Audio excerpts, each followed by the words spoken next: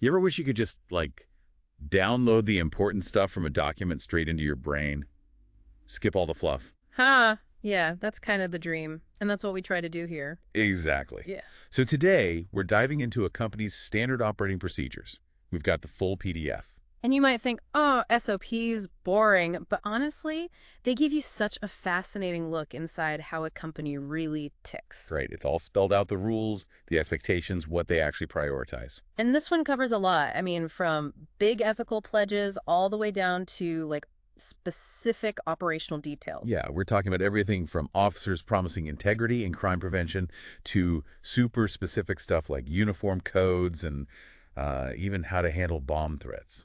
Wild. So the mission for this deep dive is to pull out the really crucial bits and maybe some surprising finds from this standard operating procedures.pdf and just lay it all out. Okay, so where do we start? Maybe the foundation, the code of ethics. Good call. Always best to start with the values, right? Gives you context for everything else. So for the officers, what's the pledge look like? Well, it's pretty extensive, actually. You've got the expected stuff, protecting life, property, upholding the law, respecting rights. Standard security goals. Sure, but also pledges about honesty, integrity, being diligent, dependable, even promising to keep learning through training. What jumps out at you from that list? For me, it's how they frame it. That bit about preventing and reducing crime against the company and clients. Ah, yeah, that proactive stance, not just reacting. Exactly. And also the part about reporting violations without bias, that points towards trying to build an accountable culture. Makes sense. So what about supervisors? Does their pledge just add more responsibility? Pretty much. It builds on the officer pledge, same priority on protecting life and property, reducing crime, but then it adds layers about leadership, like acting with integrity in business and personnel matters, striving for high-quality service, making sure their own teams follow the law. Okay, and this bit stood out to me. Supervisors pledge to respect the industry, but also expose unethical or illegal conduct. Yeah, that's an interesting one, isn't it? Kind of like being a good citizen of the industry and a watchdog. Definitely a balancing act. And they also pledge fair employment standards and encouraging professional growth for their people. So looking after their teams, too. And tying it all together, for both officers and supervisors, is this recurring theme of actively preventing and reducing crime. Right. It seems like a core mission for them. Beyond just being a presence, it's about making a difference in that specific area. Okay, so that's the ethical backdrop. Let's get into the nuts and bolts. General Rules and Regulations, Section 00001. This is the day-to-day stuff, yeah. This is where the rubber meets the road, exactly, how you're expected to act. First up, chain of command. Big emphasis on respecting the hierarchy, admin, managers, supervisors. Pretty standard in structured organizations, but they spell it out clearly. And not just respecting rank, but also colleagues and the public. Sets a baseline for interaction.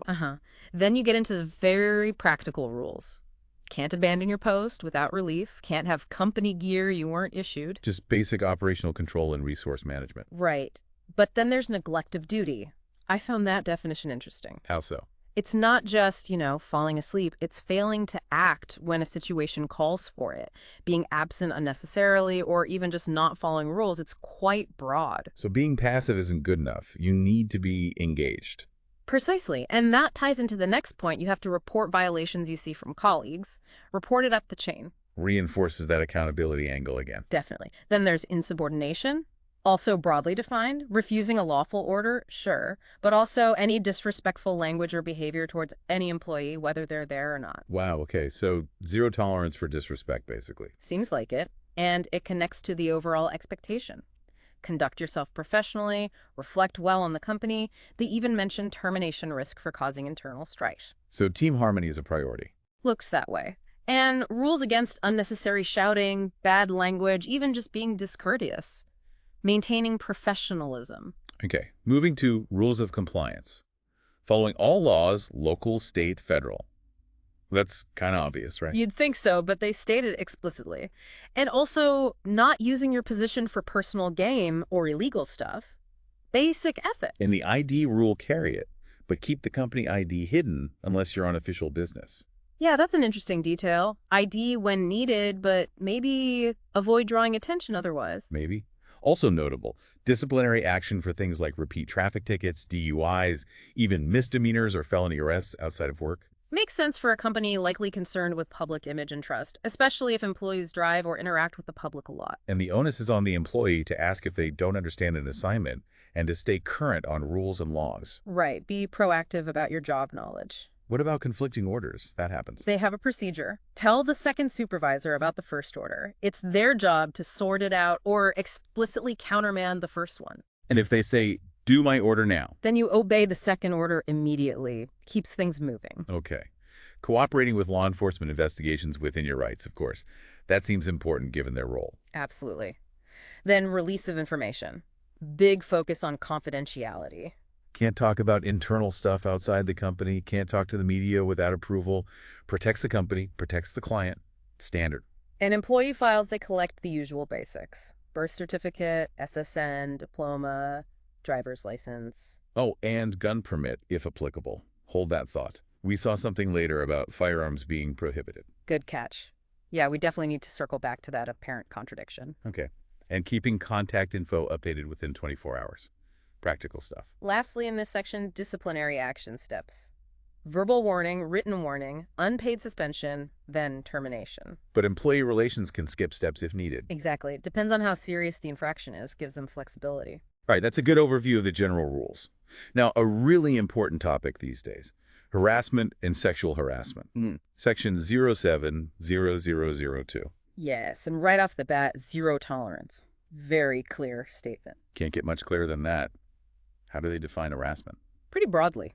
Unwelcome verbal or physical conduct based on protected characteristics, race, gender, religion, age, disability, sexual orientation, all the usual categories. And they give examples. Oh yeah, verbal abuse, threats, offensive jokes, slurs, even displaying offensive pictures or, interestingly, awkward practical jokes. Huh. Okay, and sexual harassment. They frame it as gender-based discrimination, unwanted advances, requests for sexual favors, other unwanted sexual conduct, especially if it affects your job or creates a hostile environment. Examples there too. Yep, pinching, leering, dirty jokes, showing pornographic materials, very direct. And the key point seems to be... Intent doesn't matter. It's about the impact on the person experiencing it. That's critical. Absolutely. So if someone experiences this, what's the process? Yeah. Filing a complaint? First step they suggest is telling the harasser to stop and keep a record dates, times, what happened. Not mandatory for a complaint, but helpful. And who do you officially report it to? Your immediate supervisor, or you can go straight to the employee relations manager. Okay. How are complaints handled? They stress confidentiality and a prompt investigation, interviews with the complainant, the accused, any witnesses. And outcomes? If it's substantiated, disciplinary action up to termination, it gets documented. If it's not substantiated, but the complaint was made in good faith, they still document that a good faith complaint was made. Interesting. So they take the report itself seriously even if the evidence isn't conclusive. Seems so. But if there's no support for the claim, nothing goes in the alleged harasser's file. And crucially, no retaliation allowed against someone who complains in good faith or provides info. That protection is vital. What about management's role? Big emphasis here. Supervisors must act immediately if they see or hear about harassment. No dismissing it, no downplaying it. Puts the responsibility squarely on leadership. Exactly. It's not just a policy. It's an active duty for managers to maintain a respectful workplace. Okay, moving on. Another serious one. Illegal drugs and alcohol abuse. 070003.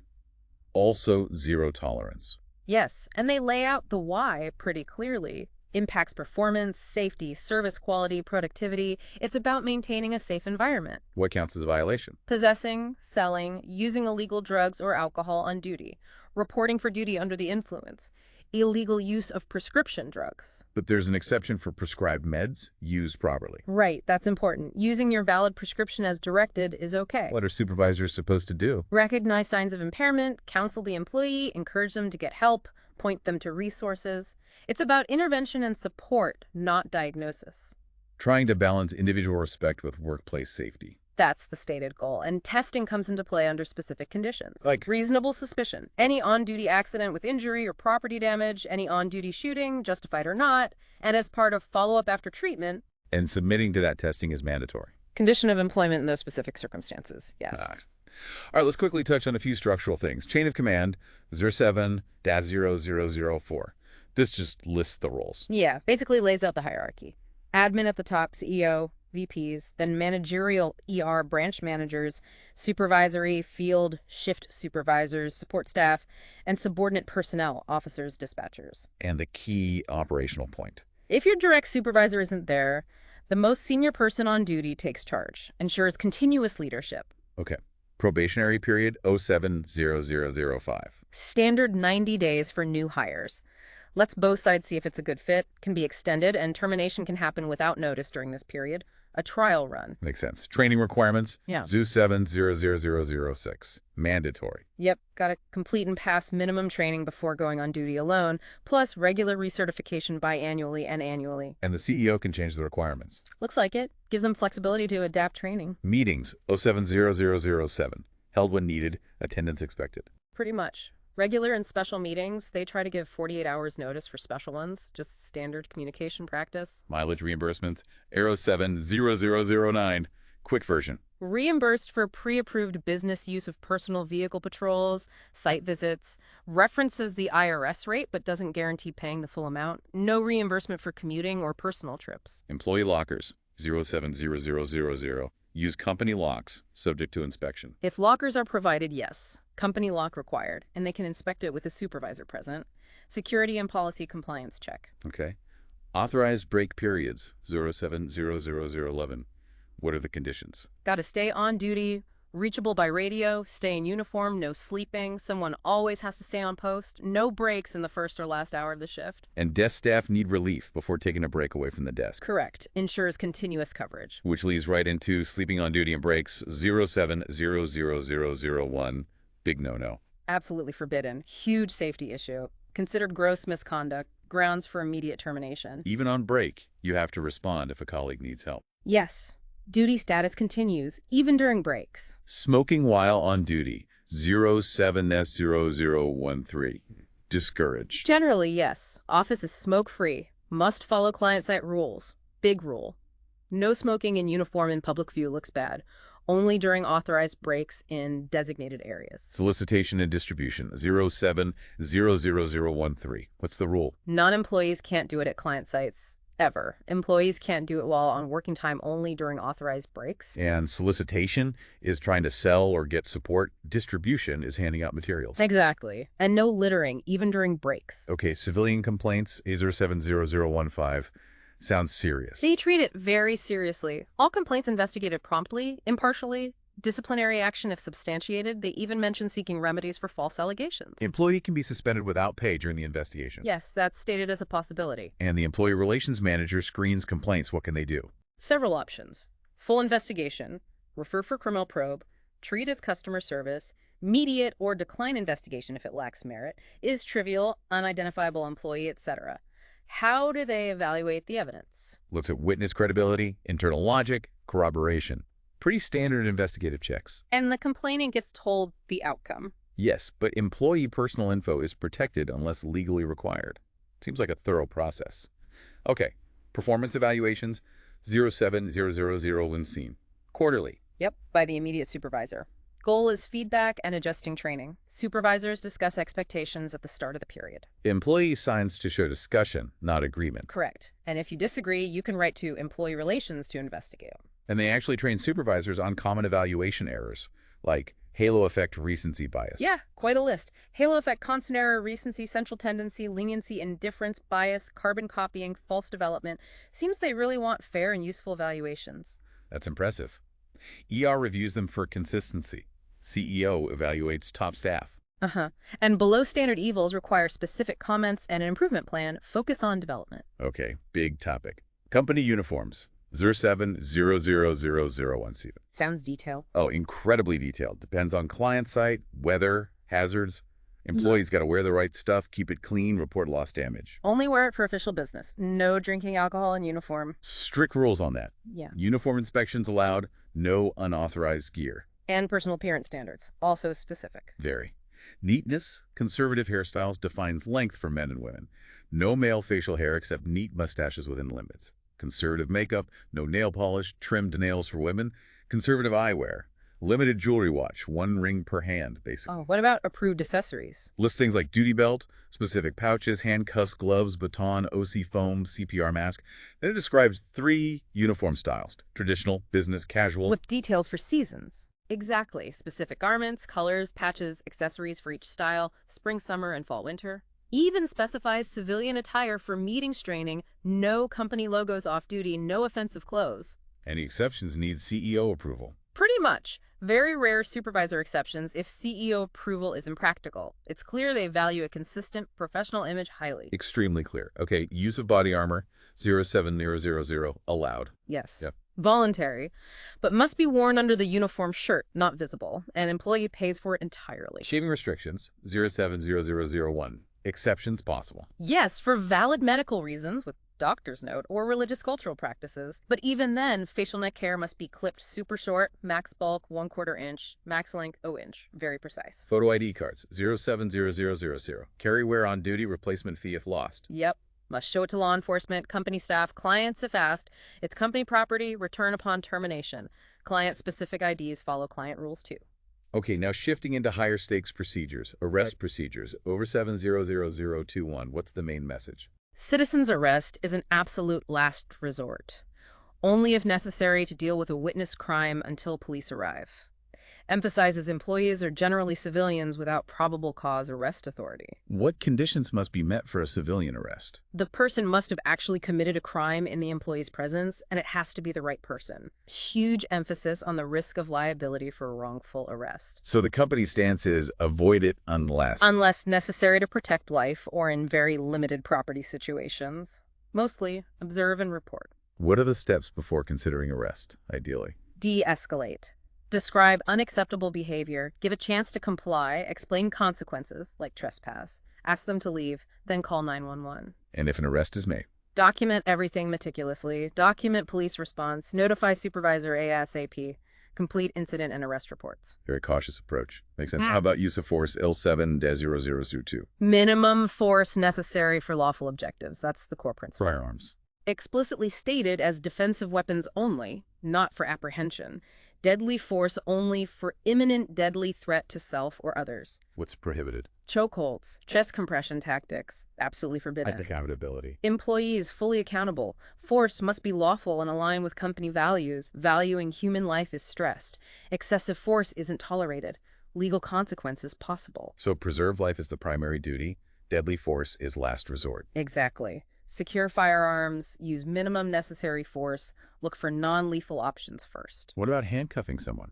Rear cuff only. Position them so they can breathe freely, never face down. Get medical help immediately if breathing issues or life-threatening symptoms appear. Is there a use of force continuum? Yes, mentioned as a framework from verbal commands up to deadly force. Level depends on the situation, and again, detailed reports required for any use of force. Okay, focusing on handcuffs specifically, 0700023.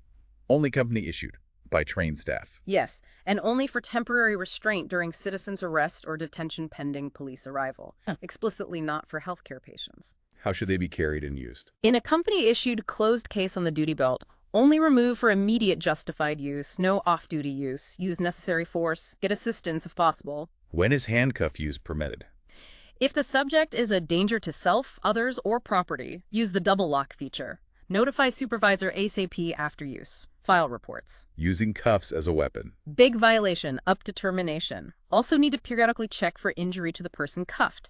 Carry 2 keys, cuff first, then search. Keep subject off balance. Avoid over-tightening.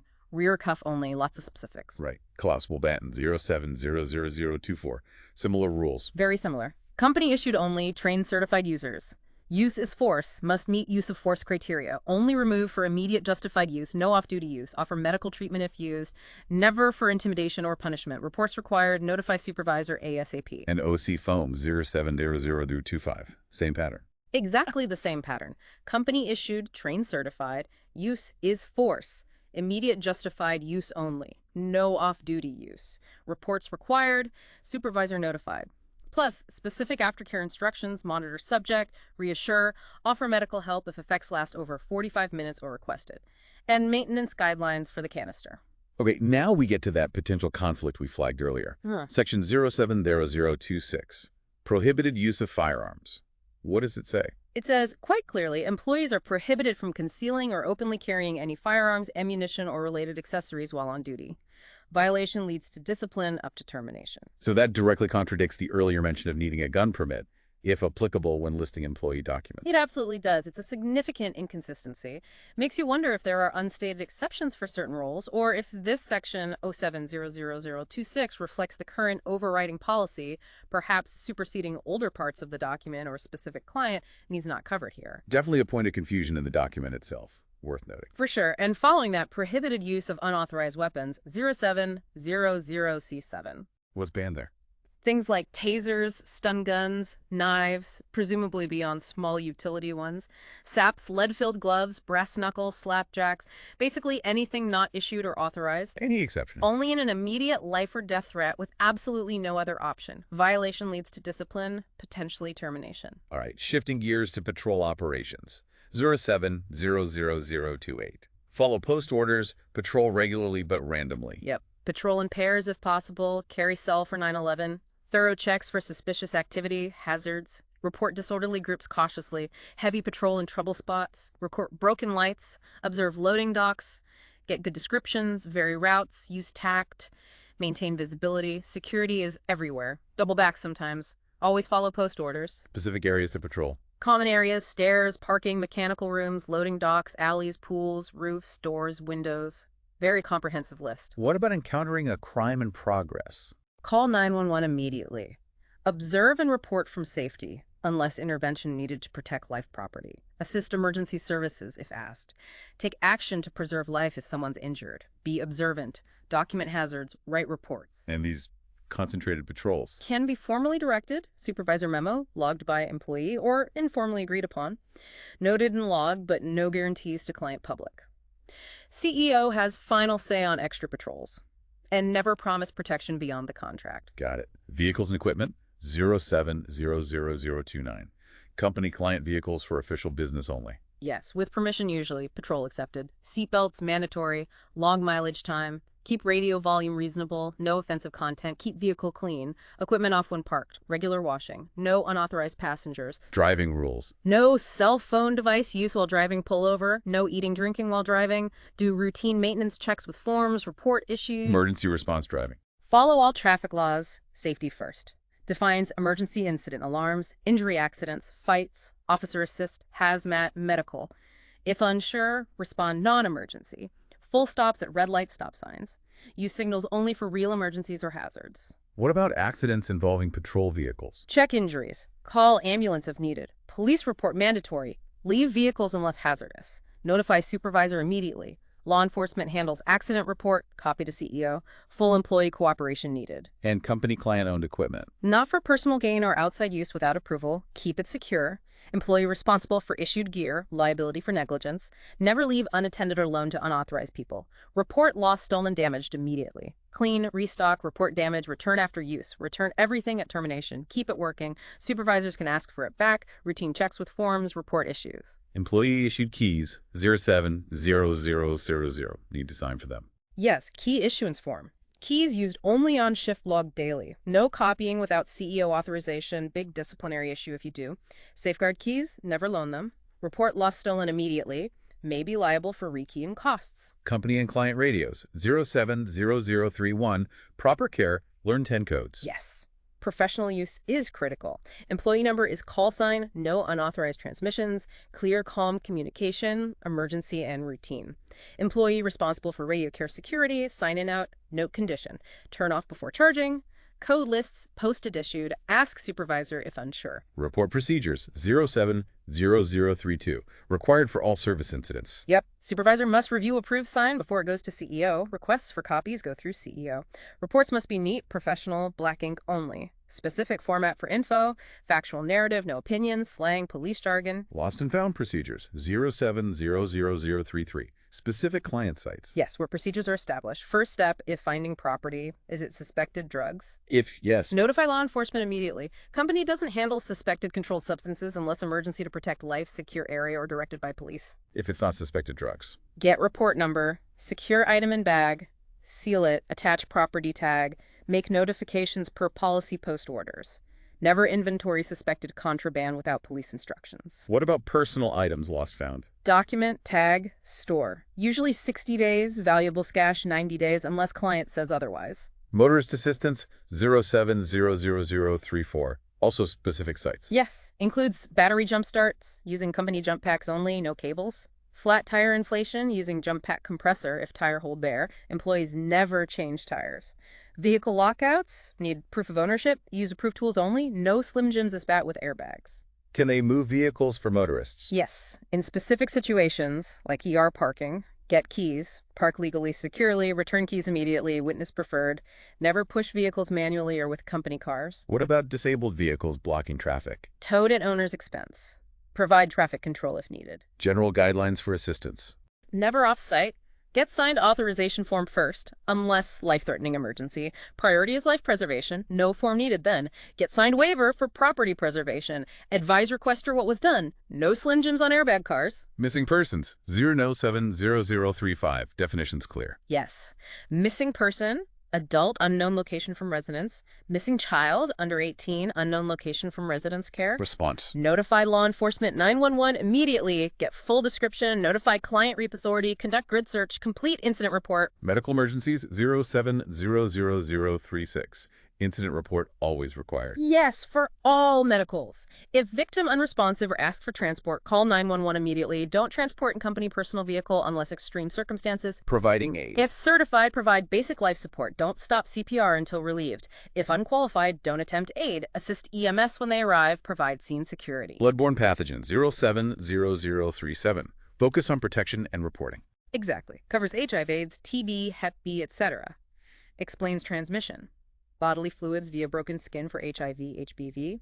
Stresses universal precautions nearly eliminate risk. What if an occupational exposure occurs? Cleanse area, seek immediate medical attention, notify supervisor, file workers' comp. Supervisor's role. Preliminary evil, verify source, interview source, request cooperation, document on forms, forward to ER manager. Mentions Ryan White Act allowing disclosure to responders in some cases. What about airborne stuff, like TB? Explain spread via droplets, effective treatment available. Follows same reporting procedures as for bloodborne exposure. Hazardous materials 070038. Familiarity with first responder procedures needed. Yes. Defines hazmat, unreasonable risk. Treat any potential incident as hazmat initially. Better safe than sorry. Rescue containment attempts. Only if significant danger to life, health, public safety, and D can be done without unreasonable risk to the employee. Safety first. First responder duties. Park far away. Upwind. No ignition source. No radio cell until cleared. No smoking flares. Assess from distance. Notify authorities, police, fire, hazmat, via landline from safe spot. Try to ID material. Placards, labels, papers, people, and tell authorities. Cautiously check for injured, call 911. If contaminated, tell emergency crews for decon isolation. Don't walk, drive into spill. Avoid inhaling fumes. No eating, drinking, smoking nearby. Finally, bomb threats 070039. Proper response is crucial. Absolutely. Specific plans vary by site, but basic steps are common. Like? Prevention, access control, secure areas, identify suspicious people, authority, designated crisis managers, receiving the threat, get info from caller, receiver, clear communication, assessing the threat, analyze, decide response, searching, designated searchers, procedures, evacuating procedures, accountability, terminating response, protocol to end situation, documenting, debriefing. Key immediate action upon receiving a threat. Law enforcement via 911. Wow, okay, that was incredibly thorough. We really covered the entire document. We certainly did. It's remarkable, isn't it? Just how much detail goes into these SOPs. You get a really powerful sense of the company's structure, their detailed expectations, and this deep commitment to things like ethics, safety, legal compliance. Totally. And there were definitely some surprising parts, right? Like the sheer level of detail in the uniform code. Oh, yeah, down to the fingernails. Or the really specific steps for a citizen's arrest, making it clear it's a last resort. And the zero tolerance policies on harassment and substance abuse felt very strong. Plus those meticulous guidelines for handling everything from a medical issue to hazmat or a bomb threat. It paints a very complex picture. Absolutely. So for everyone listening who wanted that quick but deep understanding, hopefully, this dive gave you real insight into how this kind of organization operates and the principles guiding it. We covered a lot of ground. So here's a final thought to chew on. How does having procedures this detailed actually impact what employees do, day to day on the ground? That's a great question. Does it ensure consistency, or does it sometimes hinder judgment? Right. And how does it affect client relations? What kind of culture does it create inside the company? It raises interesting points about workplace standards, accountability, and, well, the reality versus the rule book. Maybe something to ponder or even compare to other organizations if you ever get the chance.